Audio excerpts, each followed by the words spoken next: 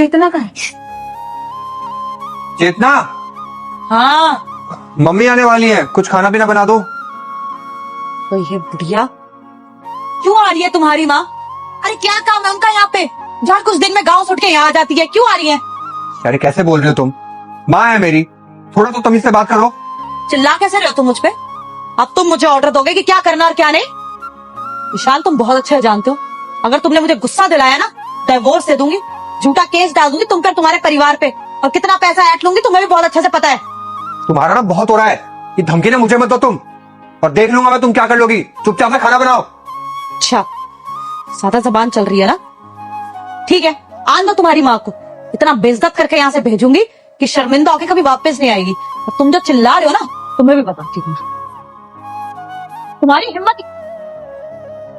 Mummy, आप इतनी देर से मेरी मम्मी की बात कर रहे थे? जी हाँ, तुम्हारी माँ की बात कर रहा हूँ। अरे तो बताना चाहिए था ना, मुझे लगा तुम्हारी मम्मी की बात कर रहे हो। हाँ, तुम बीपी बढ़ा दिया मेरा। तो तुम्हारे जैसा नहीं हूँ ना, दोनों माँ में डिफरेंशिएट करूँ। तुम्हारी माँ को भी अपनी ही माँ मानता हूँ, इसलिए मैंने कहा था कि माँ आने वाली है। और दरअसल मैं तुम्हारी माँ को तुम्हारी सच्चाई दिखाना चाहता था कि तुम इस घर में क्या तांडव मचा रखी हो। हाँ दमा जी, अरे मुझे तो यकीन ही नहीं हो रहा कि ये मेरी बेटी है। अरे इसकी सोच इतनी गिरी हुई है, ये ऐसा सोचती है अपने सास ससुर के बारे में। मतलब मम्मी, क्या गलत कर रही हूँ मैं?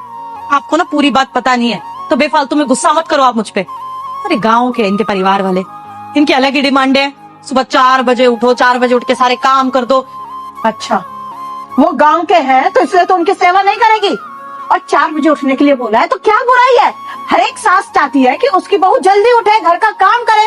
अरे शादी किस लिए करते हैं? इसलिए करते हैं ना कि बहू घर में आएगी, घर का काम करेगी। ठीक है माँ जी, इसने मेरे घर की जो हालत कर रखी वो तो सब आपके सामने है ही। अरे मेरे माँ बाप को जिनको मेरे पास होना चाहिए था, आज वो बेचारे गांव में सड़ रहे हैं। अरे उन्होंने मुझे पढ़ा लिखा के मेरे ऊपर इतना पैसा खर्च किया सिर्फ इसलिए ना कि आगे चल के मेरी शादी हो तो मैं अपने बीवी के साथ उनकी सेवा कर सकूं, उनको शहर में वो सारी सुख सुविधाएं दूं जो वो डिजर्व करते हैं। लेकिन आज इस घर में मैं अकेला ढोल रहा हूँ। अरे नाम की बीवी है मेरे साथ, ये कुछ भी बोलो तो उसे धमकी देती है कि डिवोर्स दे दूंगी और डिवोर्स से पैसे ले लूंगी। क्या करूं मैं? आपने कोई रास्ता दिखाइए कि है कोई रास्ता? हाँ दमा जी, है एक रास्ता।